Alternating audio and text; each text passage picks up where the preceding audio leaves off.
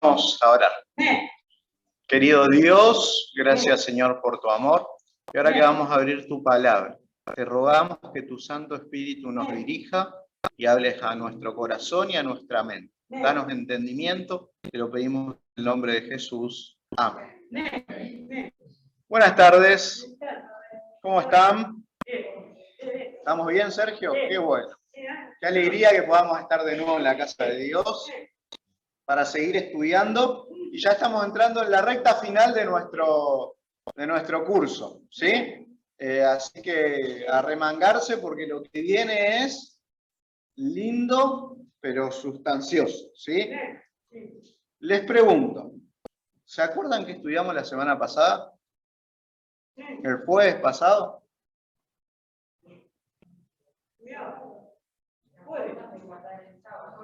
El sábado, ¿cómo guardar el sábado? Bien. Eso fue el miércoles, perfecto. La ley de Dios y el sábado. Y entonces entendimos que no tenemos que guardar el sábado, que el día del Señor es el domingo, ¿no? Ay, ¿por qué dicen que sí?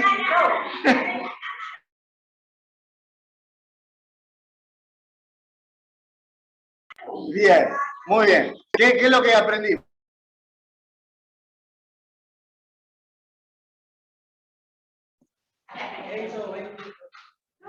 Éxodo capítulo 20, del 8 al 11, y en Génesis capítulo 2, ¿sí? Ahí tenemos, ¿sí? Y decidimos empezar a hacer la voluntad de Dios también, y no seguir las tradiciones de los hombres, ¿sí? Bien, dicho lo dicho, vamos a seguir y ahora nos vamos a meter en un tema complejo e importante, ¿sí? Vamos a estudiar, vamos Romy, ayúdame, vamos a estudiar qué es lo que la Biblia dice acerca de la iglesia, cuál es la iglesia verdadera, qué características tiene, si hay una iglesia verdadera, si todas son iglesias verdaderas y demás. Ustedes saben que aquí en Buenos Aires mismos hay miles y miles de iglesias cristianas. ¿Ustedes sabían? No te daría la vida para visitarlas, ¿sí? Hay miles y miles, ¿sí? Hay unas 10.000 aproximadamente, denominaciones diferentes. No estamos hablando de iglesias. Iglesias son centenares de miles, ¿sí? Somos muchos millones aquí. Ahora, la pregunta es, todas las iglesias cristianas que tienen en el frente, que dice iglesia cristiana y sigue allí un título, todas las iglesias son de Jesús, todas las iglesias que dicen ser cristianas, ¿son iglesias de Dios? ¿Son iglesias de Jesús? ¿Cuántos creen que sí? ¿Cuántos creen que no? ¿Cuántos creen que no?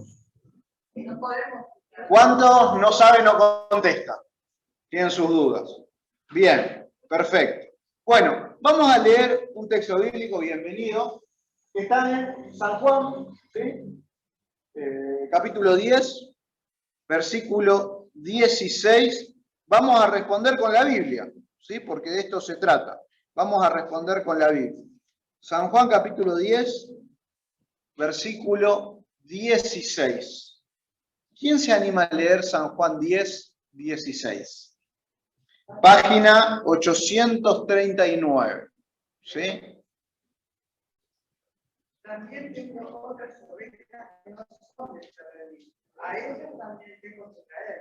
Ellas también oirán mi voz, que habrán rebaño y un pastor. Ahí está. Miren, Jesús en el capítulo 10 de Juan se presenta como el buen pastor. Y él hace esta alegoría. Él dice que él es el buen pastor y que él tiene un redil, ¿sí? Y que Satanás intenta hacer algo, robar las ovejas de su redil y llevárselas para él. Ahora, miren lo que dice en este texto, que es a donde empieza a concluir su parábola, ¿sí? Dice así, dice, tengo otras ovejas que no son de este redil. A estas también tengo que traer. Ellas van a oír mi voz y habrá, ¿qué dice? Un rebaño y un pastor. La Biblia no presenta que hay 28 rebaños, que hay 5.000 rebaños, que hay 10.000 rebaños. La Biblia presenta que ¿cuántos rebaños hay? Uno, ¿sí? Y es más, si nosotros nos metemos en el Apocalipsis y hacemos un estudio más profundo solo de este texto, Jesús escribió en Apocalipsis que hay algunos lugares que son sinagogas de Satanás. Así las denomina, ¿sí? Y allí por Isaías hay una cita que dice algo así, que las mujeres, que son simbólicamente las iglesias, le dijeron a Dios: no queremos tu pan, no queremos tu vino, solamente queremos tu nombre. ¿Sí? Ahora, miren lo que dice el texto. El texto dice que fuera del verdadero redil hay muchas ovejas. ¿Sí? Y que cuando escuchen la voz de Jesús, ¿qué van a hacer? Se van a unir al verdadero rebaño. Y acá nosotros no podemos decir que todas las iglesias son de Satanás, ¿sí? Ahora, nosotros vamos a avanzar en el estudio y nos vamos a dar cuenta que si no cumple con algunas características la iglesia, no es una iglesia de Jesús. Ahora, ¿eso quiere decir que todos los que van a esas iglesias están perdidos? No. ¿Por qué? Porque Jesús hace una diferencia entre las ovejas y los rebaños, ¿sí? Vamos a decirlo más claro, entre las denominaciones, las iglesias y las personas que van. Hay un montón de personas sinceras en los lugares en donde tal vez la verdad de Dios no está. Y tal vez hay algunas iglesias que son de todos menos cristianas y de Dios, y donde hay personas fieles sentadas ahí, que son más cristianos que todos nosotros, que tienen un corazón sincero. Pero como eso es lo único que conocieron, ahí ellos van ahí. Ayer estuve haciendo una visita a una hermana y no perdió el tiempo la hermana. Yo la quería visitar a ella y cuando llego estaba con la vecina. Me dice: pastor, invité a mi vecina Miriam, dice, porque le dije que usted venía. Dice, para que usted le hable a ella. Y yo digo: uy, pero yo venía a hablar con vos. Y al final estuvimos charlando y ella me empezó a plantear un montón de preguntas que tenía de la iglesia donde estaba yendo y de cosas que no le estaban gustando, ¿sí? Y yo, respetuoso, no quise hablar mal de la denominación, del pastor, de nada, porque eso no es correcto. Le dije: ¿por qué no empezás a estudiar la Biblia y te respondés las preguntas vos? ¿Sí? Y esa era una mujer sincera, muy sincera, ¿sí? Y que el Señor la tiene como su oveja. Es más, nosotros ya estudiamos los mandamientos. Yo les soy sincero, cuando Jesús venga, va a haber mucha gente que va a ir al cielo. No, Jesús está acá. Pero ahora estamos estudiando la Biblia, ¿sí? Ah, qué bueno, Jesús. Qué bueno, Jesús. Le vamos a decir Carlos. Ahora, vamos a volver a lo que estábamos, ¿sí? Hay muchas personas que tal vez hoy están siendo idólatras, adorando imágenes, y van a ir al cielo. ¿Por qué? Porque lo hacen con sinceridad y nadie les mostró la verdad. No tuvieron la oportunidad. Pero miren lo que dice el texto bíblico. Cuando esas personas sinceras escuchen la voz de Jesús, ¿qué van a hacer? Se van a unir al rebaño correcto. ¿Sí? Entonces, ¿todas las iglesias cristianas son de Jesús? Para mí no. Pero en todas las iglesias cristianas, o que dicen ser cristianas, hay cristianos fieles y verdaderos. ¿Sí? Y hay gente mucho más fiel que todos los que estamos acá. ¿Sí? Pero que todavía no tuvieron la oportunidad de escuchar toda la verdad. ¿Sí? Vamos a seguir. ¿Sí? Esto nosotros lo llamamos, lo que les acabo de decir, nosotros lo llamamos en la iglesia de la siguiente manera. Hay una iglesia visible, ¿sí? Y una iglesia invisible. La iglesia visible es la que muestra la verdad de Jesús, el rebaño correcto, y una iglesia invisible en donde están todos los sinceros cristianos adorando a Dios y predicando, que todavía no unieron al lugar correcto. Pero también son una iglesia, invisible, que no la podemos ver, no sabemos cuántos son, pero está lleno de cristianos sinceros. ¿Sí? Seguimos. Pregunta, ¿quién fundó la iglesia? ¿Sí? Si me ayuda esto, que hoy está medio trabajo. ¿Sí? Ahí está. Fuera 2. ¿Quién fundó la iglesia? Mateo 16, 16 al 18. ¿Saben? Muchas personas, Mateo capítulo 16, vamos a ir, página 759. Hay muchas personas que dicen lo siguiente, y ustedes seguramente lo habrán escuchado alguna vez.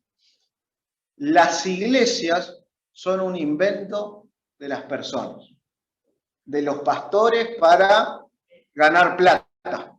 Las iglesias son un invento del hombre, eso no es de Dios. Ahora vamos a leer quién inventó la iglesia y quién la fundó, ¿sí? Vamos a leer Mateo capítulo 16, versículos 16 al 18. ¿Quién quiere leer? ¿Quién se anima? Sí, Nacho. Así tú eres el Hijo de Dios. Entonces Jesús le dijo, bienaventurado eres, hijo de Judá, porque no te reveló carne ni sangre, sino mi Padre que está en los cielos. También te digo que tú eres Pedro, y sobre esta roca edificaré mi iglesia, y la puerta de la muerte no prevalecerá contra él. Ahí está. Bien. Jesús había hecho una pregunta. ¿Quiénes piensan ustedes que soy yo? Esa fue la pregunta que hizo Jesús, ¿sí? Y Pedro, dice, inspirado por el Espíritu Santo, le respondió, vos sos Cristo, vos sos el Mesías, vos sos el Hijo de Dios. Y ahí Jesús dice, bienaventurado, esto no te lo reveló sangre ni carne, sino mi Padre, Pedro. Lo que acabas de decir es una verdad espiritual y bíblica. Ahora, Pedro, déjame que yo te diga algo, ¿sí? Y ahí entra el versículo 18. Dice, Pedro acaba de decirle, vos sos el Cristo. Y Jesús acaba de aceptar que le digan el Mesías, ¿sí? Por primera vez delante de sus discípulos. Y ahora Jesús dice, tú eres Pedro, y sobre esta roca edificaré mi iglesia, y las puertas de la muerte no prevalecerán contra ellas. La palabra iglesia, la primera vez que aparece en la Biblia, aparece en boca de Jesús. Acá. ¿Sí? La palabra iglesia es de Jesús. Nació en la mente y en el corazón de Jesús. ¿Sí? Y presten atención a esto. Antes no existía la iglesia. Antes de Jesús no existía. Jesús fue el que fundó la iglesia y el creador de la iglesia. Así que, ¿quién fundó y creó la iglesia? ¿Eh? Jesús. ¿Y sobre quién la fundó? ¿Sobre Pedro? Bueno, ahora ya contestamos esta pregunta, ¿sí? Ahora vamos a irnos a la segunda pregunta, pero les voy a mostrar algo de este versículo, ¿sí? Pedro se llamaba Simón, ¿sí? Y Jesús le cambió el nombre a Pedro, ¿sí? Ahora, Pedro en griego, ¿sí? Significa Petros. Esa es la traducción de Pedro, es Petros, que significa una piedra. Una piedra, no una piedra grande, una piedrita. ¿Sí? Una piedra. Y acá Jesús le dice, esto en griego, dice, yo te digo que tú eres Petros. Y sobre esta roca, ¿sí? Y la palabra roca es Petra en griego, no Petros. Y Petra tiene que ver con una roca gigante, con un peñasco, con algo que no se puede mover, ¿sí? Ahora, es importante, ¿sí?, que nosotros entendamos que acá Jesús estaba diciendo esto, ¿sí? Es más, en algunas versiones hacen la diferencia, ¿sí? Ponen un asterisco y te ponen abajo esto, pero que hagamos esta diferencia. Jesús le dijo así, ¿vos sos Pedro? ¿Sí? Bueno, yo te digo que sobre esta roca voy a edificar mi iglesia. ¿Sí? Jesús estaba hablando de sí mismo y no de Pedro. Miren lo que dice el versículo 23 de Mateo capítulo 16. Versículo 23. Jesús volviéndose le dijo a Pedro. ¿Qué le dijo? Ahí está. Pedro, poseído por Satanás, que le está diciendo a Jesús no vaya a Jerusalén. Ahora, la pregunta es, los discípulos, Pablo, Pedro, ¿qué creían? ¿Que Jesús había edificado la iglesia sobre Pedro o que la iglesia estaba edificada sobre Jesús? Vamos a hacerle la pregunta a ellos, ¿no? Porque tal vez este texto es un poquito complejo. Efesios 2:20, ¿sí? ¿En qué página está Efesios 2:20? Gálatas, Efesios 9:23. Acá la tenemos a Noemí, que es rápida, porque lee la Biblia todas las mañanas, entonces ella está rápida. ¿Sí? Efesios 2:20. Muy bien. Capítulo 2, versículo 20, página 9:23. ¿Sí? ¿Quién se anima a leer? Sí, Silita. Edificados sobre el cimiento de los apóstoles y profetas, siendo Jesucristo mismo la piedra angular. En esto el edificio bien coordinado va creciendo para ser un templo santo en el Señor. Ahí está. Miren lo que dice Pablo. Pablo está hablando acá de la iglesia y dice lo siguiente. Nosotros la iglesia la tenemos que edificar y la iglesia está edificada y tiene un cimiento. ¿Cuál es el cimiento de la iglesia? Dice los apóstoles y los profetas. ¿Quiénes escribieron la Biblia? Los apóstoles y los profetas, inspirados por Dios. Ellos nos dieron la base doctrinal para la iglesia, ¿sí? Sin el aporte de los apóstoles y los profetas nosotros no sabríamos nada, ¿sí? Por inspiración ellos escribieron. Ahora, ellos son los cimientos, pero dice, siendo Jesucristo mismo, ¿qué cosa? La piedra angular, o en algunas otras versiones dice la piedra principal, ¿sí? Y es interesante, Pablo usa el concepto de la piedra angular y la piedra principal. Pedro, cuando él predicó en el Pentecostés, usó este mismo concepto.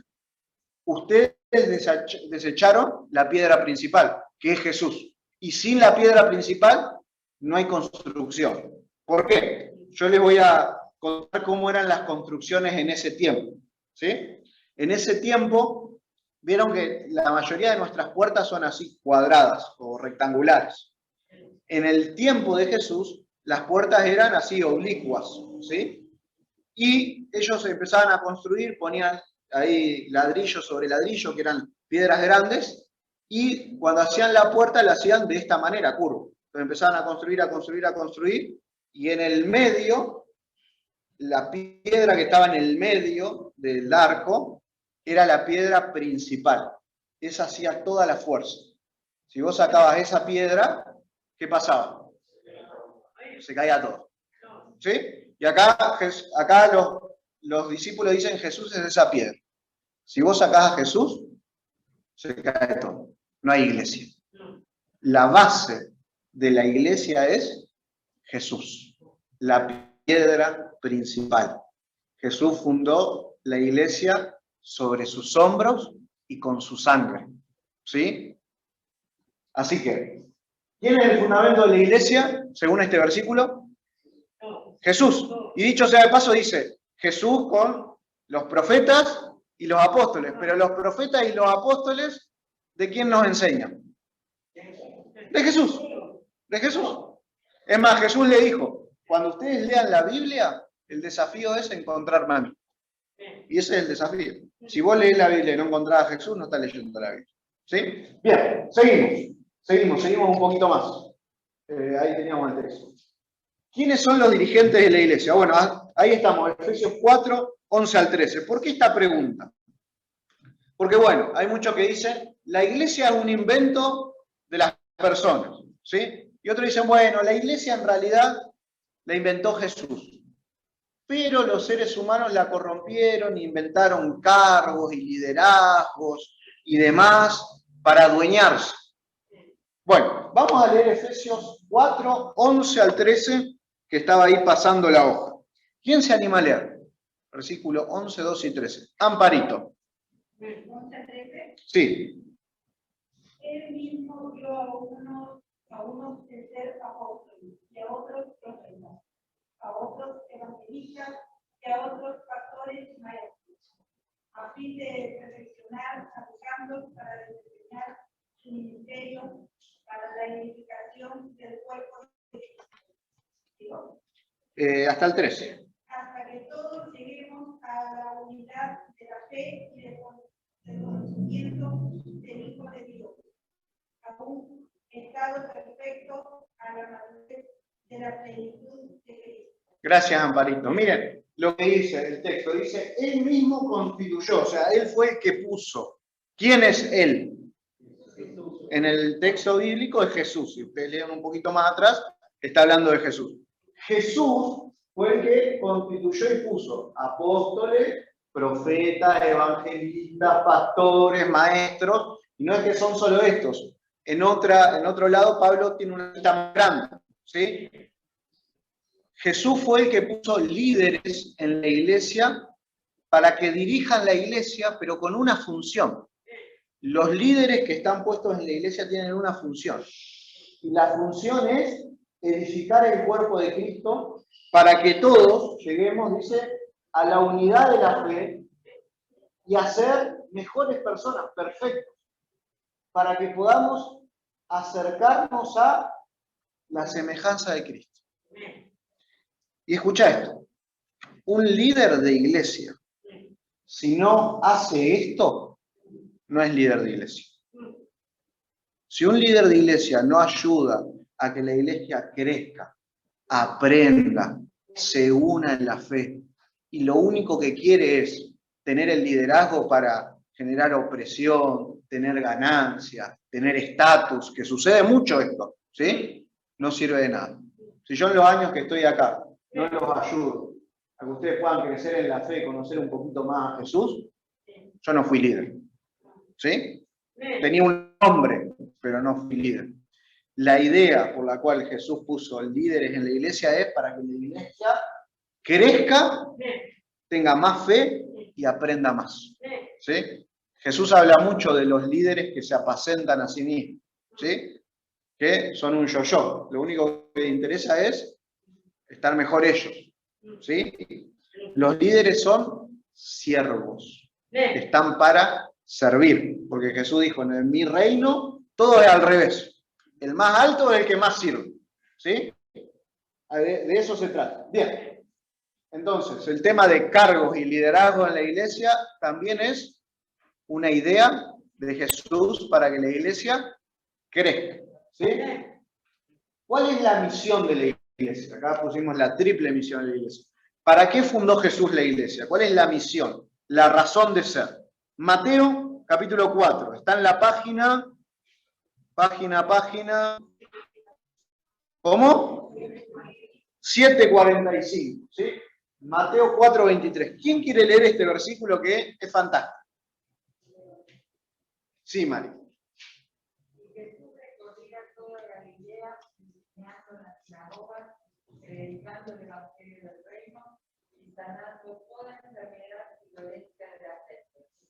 Bien, miren, la iglesia cristiana tiene que seguir el ejemplo de Jesús, ¿sí?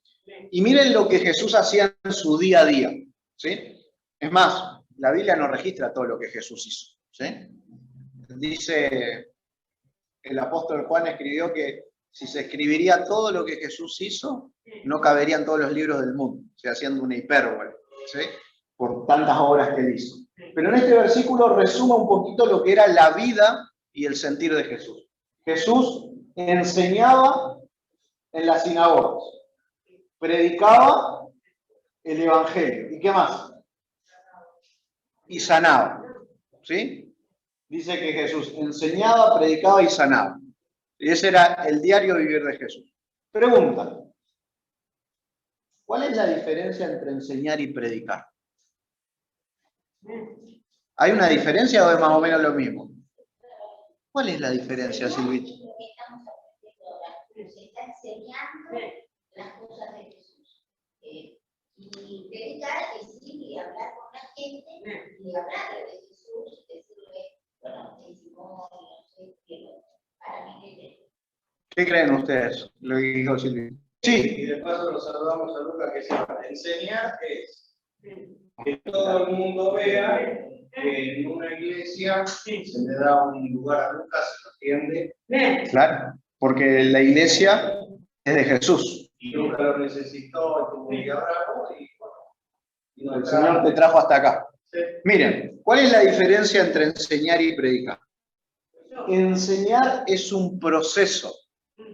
¿Sí? Nosotros estamos contándonos acá todos los miércoles y los jueves, leemos un versículo, hacemos una pregunta, ustedes pueden levantar la mano, preguntar, y aprendemos juntos, nos sacamos dudas, ¿sí? Estamos un momento, así como cuando vas al aula, aprendiste a leer porque alguien te enseñó y se comprometió para que vos puedas adquirir nuevos conocimientos, ¿sí? Es un proceso. Jesús hacía mucho esto, el rol de maestro. Es más, el mejor maestro que la tierra tuvo fue Jesús. Acá tenemos algunos maestros de profesión. Si vos querés ser un mejor maestro, aprende de Jesús. Él era el mejor enseñando, ¿sí? Grabando ideas para que la gente no se olvide más, ¿sí? Ahora, predicar tiene que ver con un rol de proclamar, ¿sí? No es lo mismo cuando Jesús se sentaba con sus discípulos y les empezó a enseñar la señal del fin, cuando Jesús estaba en el Sermón del Monte, que había cientos de personas, ¿sí? Que ahí estaba predicando, y no había mucho lugar para interrumpir, ¿sí? Era más una predicación, ¿sí? Una proclamación, intentar extender el Evangelio, ¿sí? Ya sea de manera personal o con un auditorio gigante, ¿sí? Por ejemplo, el sábado que me toque predicar a mí, acá voy a parar ahí adelante y si alguien levanta la mano, mayormente no le voy a dar el lugar, porque es una predicación, no es un momento de enseñanza, ¿sí? Que dice que la gente no se da cuenta de la diferencia y empieza a levantar la mano y demás. ¿Sí? El momento de levantar la mano es ahora, ¿sí? Si querés levantar la mano, es ahora. Y sanando. Jesús trabajaba sanando y ayudando a que las personas puedan estar mejor, ¿sí? La iglesia de Jesús tiene que abocarse a esto, a enseñar, a predicar y a sanar, ¿sí? Nosotros como iglesia nos esforzamos para hacerlo, ¿sí? No sé si nos sale, pero nos esforzamos, ¿sí? Para enseñar, y ahora tenemos un proceso de enseñanza, para predicar, ahora viene abril, y vamos a darle con todo. Y el concepto de sanar tiene varias aristas, ¿sí? Puede ser que Dios le dé a alguien el don de sanidad, ¿sí? Y en la iglesia tengamos el don de sanidad, pero también hay un montón de cosas que podemos hacer por la sanidad de la gente, ¿sí?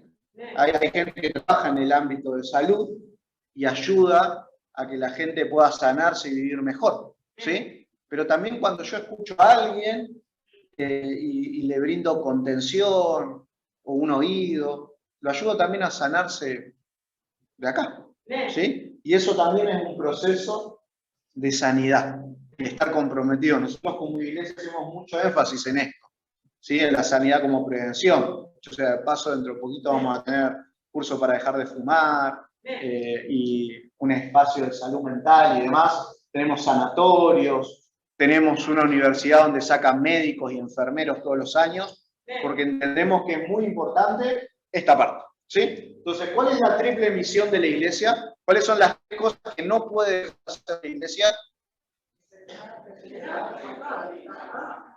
Bien. ¿Saben? Voy a contar algo con esto cierro, porque ya me estoy entusiasmando mucho de esta parte. Una vez estudié la Biblia con un grupo de personas, ¿sí? Yo no les dije que era pastor, porque si yo les decía que era pastor, no me iban a abrir la puerta, porque ellos iban a una iglesia, ¿sí? Y en una mesita misionera se anotaron para obtener la Biblia y el estudio bíblico. Y yo fui de civil con una remerita ahí tranquilo, y me presenté y la persona me miró, Isabel, me dice, ¿vos me vas a enseñar la Biblia? Sí. Yo no dejo pasar a nadie, pero vos te voy a dejar pasar. Y empezamos a estudiar ese día. El otro día trajo a a la prima, ¿sí? Al otro día al sobrino, y al final fuimos 3, que eran los 3 que iban a la iglesia. Hacía 25 años iban al mismo lugar. Y empezamos a leer la Biblia, y ellos, cada vez que nos sentábamos, me decían lo mismo. Nunca había escuchado esto. Yo decía, pero ¿cómo? Es lo básico. ¿Cómo que no sabés que Jesús te perdona? ¿Cómo que no sabés los 10 mandamientos? ¿Cómo nunca escuchaste el sábado? ¿Cómo nunca escuchaste la verdad de los muertos? ¿Cómo no sabés que tenés que leer la Biblia todos los días vos y no creerla a los demás? Enseñar. Es importante. A veces lo pasamos por arriba, ¿sí? Pero tenemos que aprovechar los momentos de enseñanza que tenemos. Ahora, vamos a meternos a características puntuales que la Biblia da acerca de la iglesia de Jesús. ¿Cómo tiene que ser la iglesia de Jesús en características? ¿Sí? Ahora hablamos de cosas más generales. ¿Cómo se debe gobernar la iglesia? Nos vemos, Dios te bendiga. Hechos 6. Miren, mientras ustedes buscan Hechos 6, que está en la página 857. Bien. La pregunta es, ¿cómo se debe gobernar la iglesia? O sea, ¿cómo se eligen los líderes en la iglesia? ¿Quién es líder y quién es no? ¿Quién decide quién gobierna la iglesia? ¿Quién va a manejar los diezmos y las ofrendas de la iglesia? ¿Sí? ¿Quién va a ser el anciano? ¿Quién va a ser el diácono? ¿Quién va a ser el pastor? Yo los tengo que elegir. ¿O no, Silvita? ¿Creen que sí? O sea, ¿creen que todos al votar por ellos decidíamos? Bueno, vamos a ver qué dice la Biblia, ¿les parece? Vamos a ver. Hechos, capítulo, porque recuerden, acá estamos para ver qué es lo que dice la Biblia. Hechos, capítulo 6. Vamos a leer a partir del versículo 1, y como son algunos versículos, lo voy a leer yo. ¿Sí? Dice lo siguiente.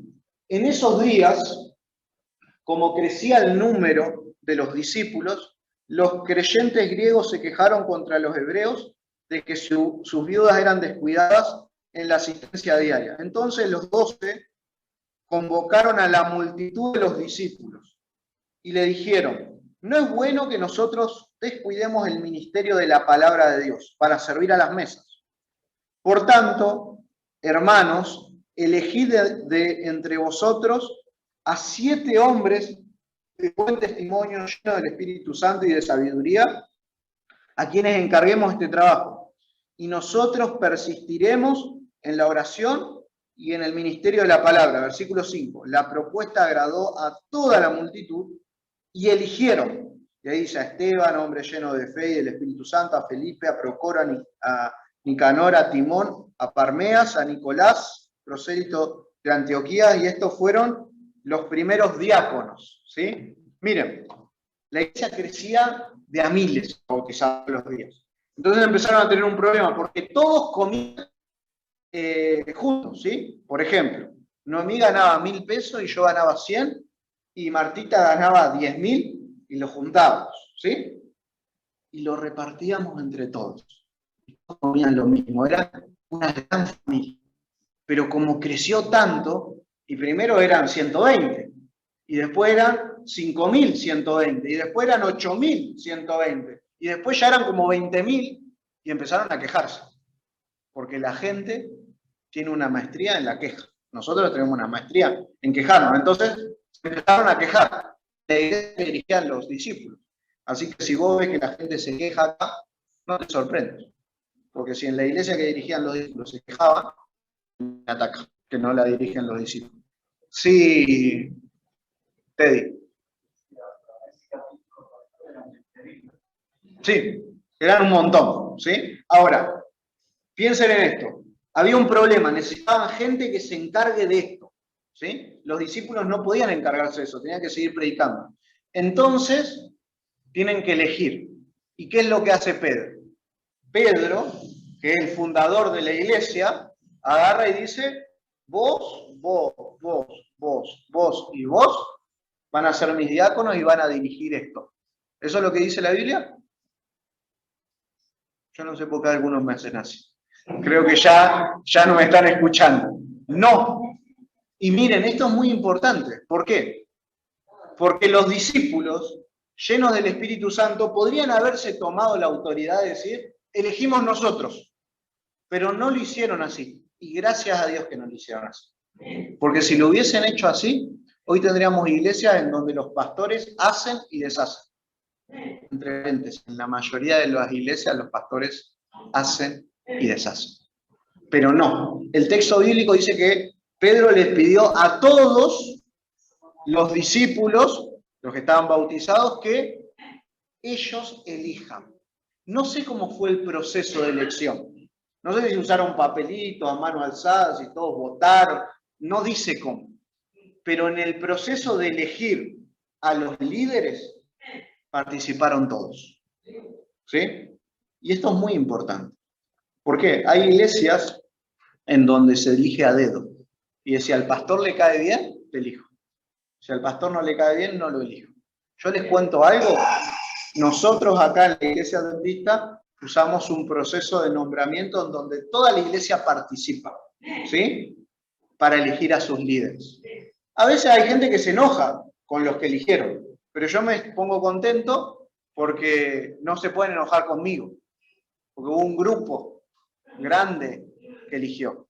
Y es más, a veces yo les cuento, yo ya dirigí 10 iglesias, ¿sí? En mis años de pastor. Me ha pasado muchas veces que la iglesia eligió gente que yo no le hubiese puesto ahí. Yo. Pero yo no soy el que manda. El que manda es Jesús. Y Jesús se manifiesta en su iglesia a través del consejo de todos los miembros fieles. ¿Sí? Cada 2 años nosotros hacemos un proceso de nuevos nombramientos. ¿Sí? Y se elige al tesorero, a los ancianos, a los directores y demás. ¿Sí? Bien. Esto es muy importante. Es muy importante que ustedes lo miren y lo observen. ¿Sí?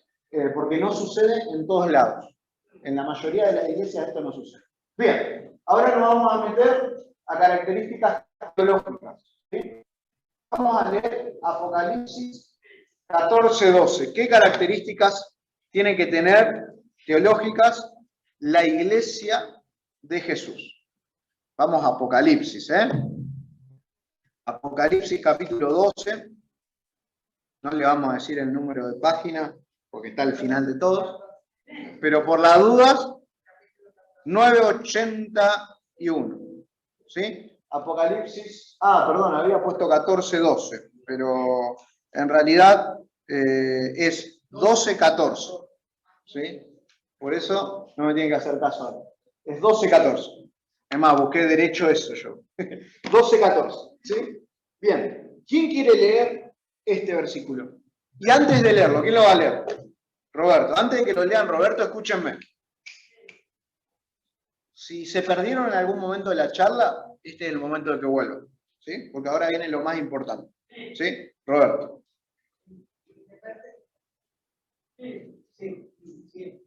Perdón. 12:17. 12:17. Gracias. Amén. Sí, por favor. Entonces el dragón se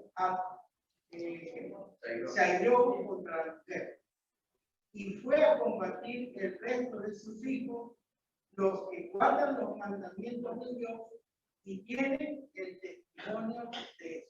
Ahí está, vamos, escuchen esto. Este es un texto profético, ¿sí? Está hablando acá de la lucha que tiene Satanás con Jesús, ¿sí? Histórica. Y ahora este último versículo está hablando del tiempo del fin, ¿sí? Y miren lo que dice, versículo 17. El dragón se enojó, se airó. ¿Quién es el dragón? En el Apocalipsis es Satanás y en el capítulo 12 mismo lo dice, el versículo 9. Dice, fue lanzado fuera el gran dragón, la serpiente antigua que se llama Diablo y Satanás. Entonces, el dragón es Satanás. Dice que Satanás está enojado.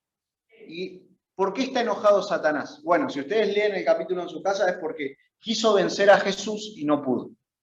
Y Jesús lo venció en la cruz. Y ahora como ya no puede vencer a Jesús, ahora va por otro. Y el texto bíblico dice que se enojó ¿contra quién? Contra la mujer, dice el texto. Ahora, ¿quién es la mujer en el Apocalipsis? La iglesia, ¿sí? Efesios dice eso. La mujer en el Apocalipsis es la iglesia. ¿Por qué? Jesús se declaró el esposo de la iglesia, ¿sí? Jesús nos ama a todos nosotros como si nosotros fuéramos su mujer, ¿sí? Y se entregó para salvarnos, porque eso es lo que hace un verdadero hombre, se entrega. Ahora, se airó contra la iglesia, contra la mujer, y fue a convertir al resto de sus hijos. ¿Quiénes serán los hijos de la mujer? Los hijos de la iglesia, o sea, los que asisten a la iglesia. Y ahora la pregunta es, ¿quién es la iglesia y quiénes son los hijos de la iglesia de Jesús? ¿Todos los que creen en él? ¿Todas las iglesias? No. Acá dice el versículo, ¿qué dice? Los que guardan los mandamientos de Dios y tienen el testimonio de Jesús. Bien, entonces, acá tenemos dos características súper importantes. El texto bíblico dice que la iglesia de Jesús, con la cual Satanás está enojado y quiere destruir, Satanás quiere destruir a la iglesia de Jesús, ¿sí? Y está haciéndole guerra a los que son los hijos de esa iglesia. Tienen dos características. Guardan los mandamientos de Dios y tienen el testimonio de Jesús. Los mandamientos de Dios. ¿Cuáles son los mandamientos de Dios? ¿Cuáles son? ¿Ustedes lo conocen? Miren, siguiendo lo que dice Roberto, miren qué bueno que es Dios, que para que no se equivoquen puso ahí los mandamientos de Jehová. Para que no te equivoques, ¿sí? Porque capaz si ponía los mandamientos de Jesús, otro día, no, pero Jesús cambió los mandamientos. Nosotros ya estudiamos eso. Los mandamientos de Dios son 10. Lo escribió Él con su dedo. Entonces, si vos querés estar en la iglesia de Jesús, esa iglesia tiene que predicar, enseñar y motivar a sus miembros a guardar los mandamientos de Dios. Los 10, no 9, no 8, no 7. Una vez una hermana me dijo, pastor, yo voy a una iglesia que está re buena. Dice, el pastor habla de que tenemos que guardar los 10 mandamientos. Qué bueno. ¿Y qué día abre la iglesia? Los domingos. Y sí, decirlo está bien, pero no es congruente. No es congruente. ¿Sí? Los 10 mandamientos. ¿Sabés? ¿Vos querés conocer cuál es la iglesia verdadera? Es fácil. Busca una iglesia que predique de los 10 mandamientos y que te motiva a guardarlos. Nosotros estudiamos la última vez el sábado, el mandamiento olvidado, ¿sí? Que nadie protesta por eso. Entonces es más fácil, levantarte un sábado y busca una iglesia por la mañana o antes de que caiga el sol que esté abierto porque guardan el mandamiento de Dios, como lo hacían los discípulos de Jesús. Vas a encontrar muy poquitas. Muy poquitas. Muy poquitas. Yo quiero decirte algo. Yo soy un buscador de la verdad. Yo no creo que tengo la verdad. Así que si vos conocés una iglesia que guarde los mandamientos de Dios y los enseñe, quiero conocerla. Invítame. Quiero conocerla. Yo conozco una sola, por ahora, que es la iglesia de Daniel. Por ahora conozco esta. Y eso que han dado por muchos lugares y muchos países. Ahora, el texto bíblico, dicho sea de paso, Apocalipsis 14, 12 que estaba ahí, miren lo que dice, ¿sí? He aquí la paciencia de los santos, los que guardan los mandamientos de Dios y tienen la fe de Jesús. Y en el versículo que leímos, 12, 17, habla de el testimonio de Jesús. Ahora la pregunta es, ¿qué será el testimonio de Jesús o la fe de Jesús? ¿Qué creen ustedes que es? Porque dijimos que la iglesia verdadera tiene dos características. Guarda los mandamientos de Dios, los 10 mandamientos, y tiene la fe de Jesús o el testimonio de Jesús. ¿Sí? La fe de Jesús o el testimonio de Jesús. ¿Creen en Jesús? Justamente lo que demostró Jesús, la fe que demostró Jesús. ¿Será eso? Bueno, ¿saben? hay un principio bíblico. La Biblia se interpreta sola. Nosotros no tenemos que andar filosofando. Entonces, ¿habrá algún versículo de la Biblia que nos responda a esto? ¿Qué es el testimonio de Jesús o la fe de Jesús? Bueno, hay uno, Apocalipsis 19, ¿sí? Está Apocalipsis 19, 10. Ahí está, ¿sí? Apocalipsis 19, 10, está la respuesta, ¿sí? ¿Quién quiere leer? ¿Quién se anima a leer? Graciela tiene ganas de leer. Gracias, Graciela.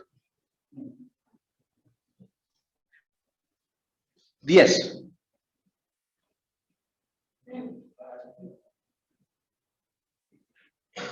Yo me mostré, no. Sí, ese. Yo me mostré a su pie para adorarlo. Y él me dijo, no hagas eso, yo soy siervo como tu hermano. Como tus hermanos. Como tus hermanos que atienden el testimonio de Jesús, adora a Dios con el testimonio de Jesús, el espíritu de la profecía. Ahí está, la respuesta, ¿sí? Miren, les comento cuál es la situación. Está Juan, ¿sí? El apóstol Juan, y se le aparece un ángel. ¿Te imaginas, Nacho, que venga y se le aparece un ángel? Lo primero que hace Juan es se arrodilla para adorar al ángel. ¿Y qué le dice el ángel? Eso es lo que acabamos de leer, ¿eh? Le dice, no, andate, no lo hagas. Yo soy un consiervo tuyo. ¿Por qué? Yo soy un servidor, le dice el ángel, vos sos un servidor de Dios. Vos sos profeta, yo soy ángel. Los dos somos siervos. Adora a Dios, porque solo a Dios se adora. No se adoran a ángeles, no se adoran a santos, solo se adora a Dios. Eso es un mandamiento. Los ángeles guardan los mandamientos de Dios también, ¿sí? Adora a Dios, a mí no me tenés que adorar. Y le dice, adora a Dios. El testimonio de Jesús es el espíritu de la profecía. Y miren lo que le dice el ángel. Le dice, yo soy consiervo tuyo y de tus hermanos que atienden el testimonio de Jesús. Juan era un profeta, ¿sí? Y Juan como profeta nos dio el testimonio de Jesús, que es el Apocalipsis.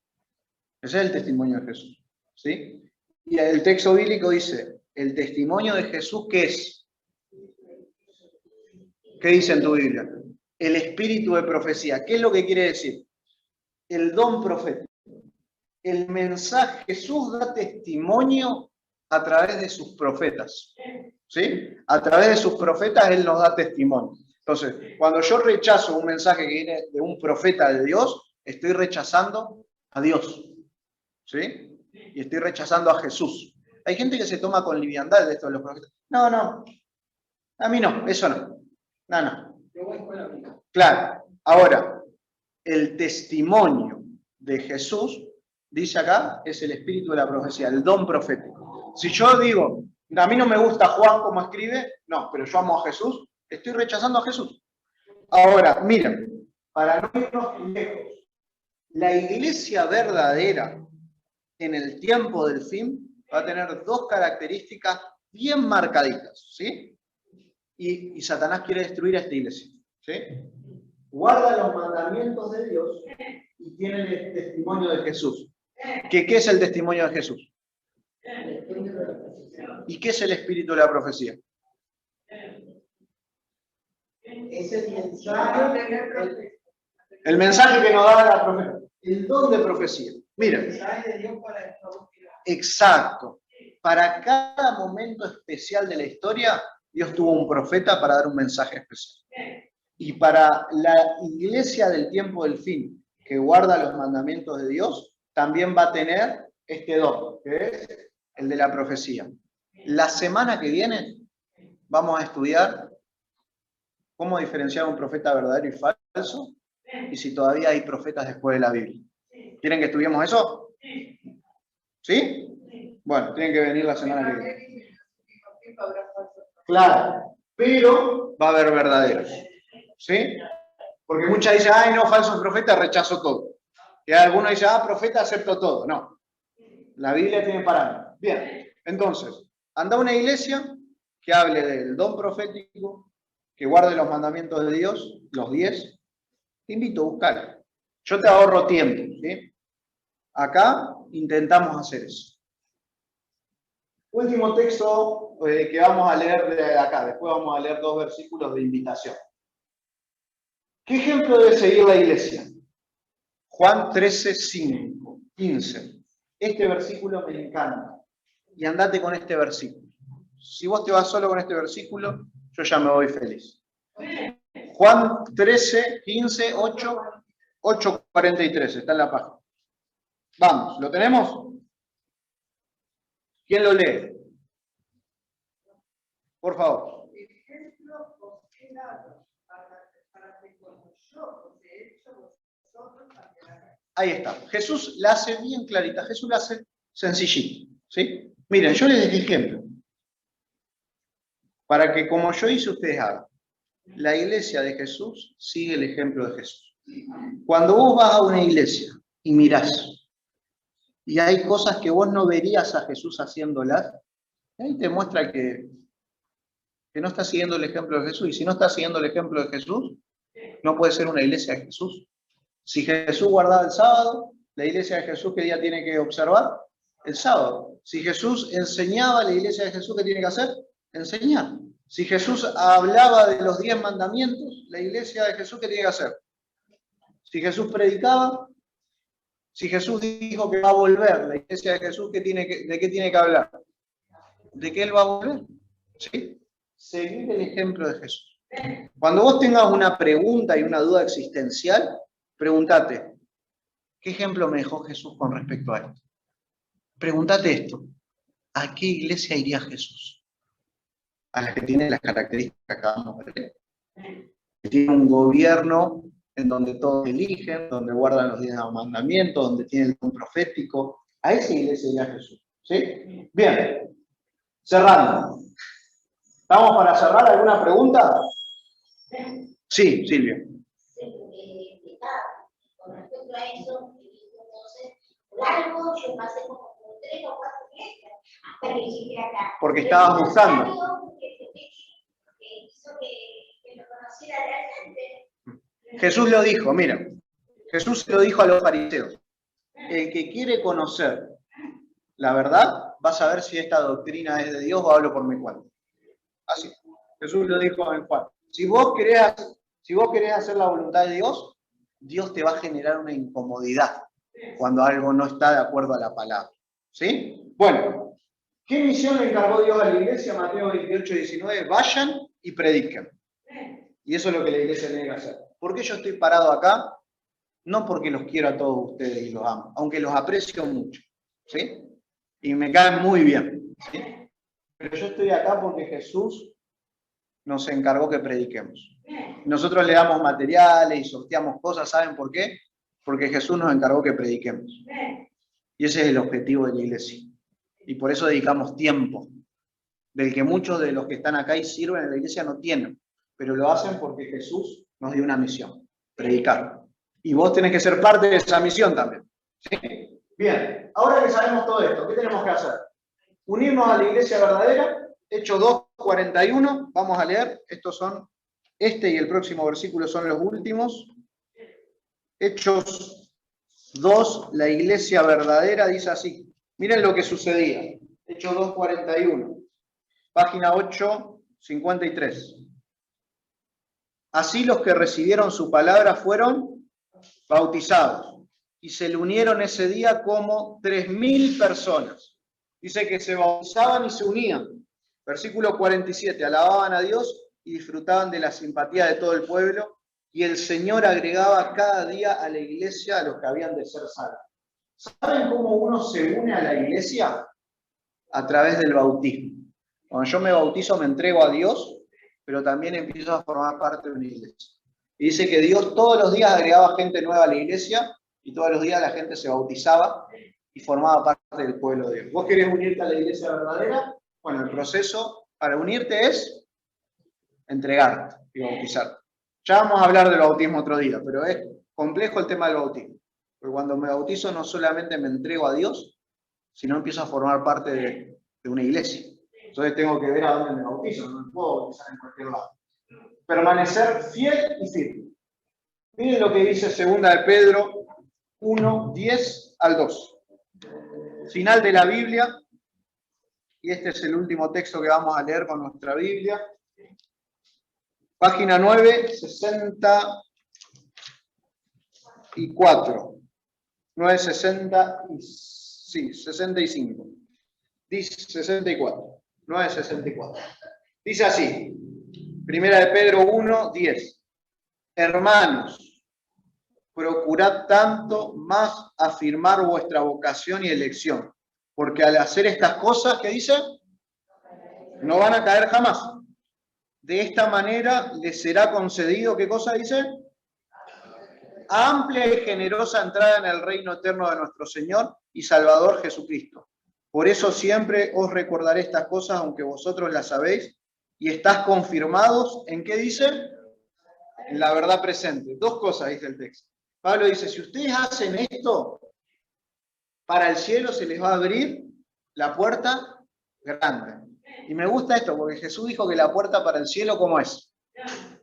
El camino al cielo, ¿cómo es? Angosto. Y ahora Pedro dice, si ustedes hacen caso y obedecen, la entrada para el cielo va a ser grande. Dice, ustedes tienen que seguir firmes, obedecer. Y escuchen esto. Al final dice, obedezcan y estén firmes ¿en qué cosa? Dice al final. En la verdad presente. ¿Qué significa esto? La verdad presente quiere decir en la verdad que hoy conozco. Porque el cristianismo es una revelación constante de Dios. Lo que hoy yo sé, mañana el Señor me va a mostrar más y más y más y más y más. Voy creciendo. Yo no me tengo que sentir mal porque no sabía esto. Hoy el Señor te lo mostró. Y gloria a Dios por eso. Ahora que Dios te mostró esto, ¿qué vas a hacer? El Señor te va haciendo crecer en la gracia. De a poquito. Y mientras vos crezcas en la verdad presente, tenés que obedecer y permanecer fiel. Yo quiero invitarte a que puedas tomar la misma decisión que una vez tomó mi amigo Daniel. Acá traje una foto con él. Dani, Nabor. Ahí estoy con su esposa. Daniel era pastor de 3 iglesias pentecostales muy grandes. ¿Sí? 2 en el sur de Buenos Aires y una en Capital. Por más de 25 años. Tenía una congregación acá. ¿Sí? Predicaba un hombre de Dios. Y yo lo conocí en la iglesia de Bursaco. Él era el director de construcción de la iglesia de Bursaco. ¿Sí? Un hombre de Dios. Y cuando lo fui a visitar a su casa, le pregunté, Dani, ¿cómo terminaste siendo miembro de la iglesia adventista cuando eras pastor de 3 iglesias? ¿Qué fue lo que pasó en el medio? Y entonces él me contó la historia y ahí estaba su señora. ¿Sí? Su señora un día estaba caminando por una plaza y había un cartelito que decía, obtengo una Biblia gratis para enseñar y aprender. Y ella se anotó y empezó a estudiar la Biblia. La esposa del pastor quería aprender de la Biblia porque parece que su esposo pastor no le enseñaba. Esa es otra historia, ¿no? No le enseñaba ni a la iglesia ni a la congregación, predicaba nomás. Y empezó a estudiar. Y empezaron a tener conflictos matrimoniales por eso. Ella tenía que estudiar a escondidas. Y a su esposa le regalaron este librito que está ahí. El conflicto cósmico, o el conflicto de los siglos. Se lo regalaron, pero ella no lo leyó. Lo tiró ahí porque es un libro así de grande, tiene como 500 páginas. Ella estudió la Biblia y después dejó. ¿Sí? Porque tenía mucho conflicto con su esposo. Ahora Daniel era una persona que lee mucho. Y un día fue y agarró ese libro que le había regalado la persona que estaba estudiando la Biblia con su esposa y lo empezó a leer. Y se empezó a dar cuenta que todo lo que él predicaba y que todo lo que él creía y que lo que le había enseñado a la gente, muchas de las cosas que él creía estaban en contra de la palabra de Dios. Y entonces le dijo a la esposa, ¿vos tenés el contacto de la que te enseñaba la Biblia? Pues quiero que me enseñe a mí. Y el pastor evangélico se sentó a estudiar la Biblia con una hermana de iglesia. Y la hermana de iglesia sabía más que el pastor. Y el pastor se convenció y renunció a sus 3 iglesias y se bautizó en la iglesia adventista. ¿Saben por qué? Porque Daniel era una persona que quería seguir a Jesús y a la verdad. Proverbios 23 dice, compra la verdad y no la vendas. Y yo quiero invitarte a que vos puedas comprar la verdad, que no importa los sacrificios que tengas que hacer, que seas como Dani, que priorices ser fiel a Dios y estar en el lugar correcto. ¿Podemos orar por esto? Te invito, vamos a ponernos de pie, vamos a orar, porque el tiempo se pasó. Oremos. Querido Dios, Señor, gracias por nos enseñar cómo tiene que ser una iglesia conforme a tu palabra.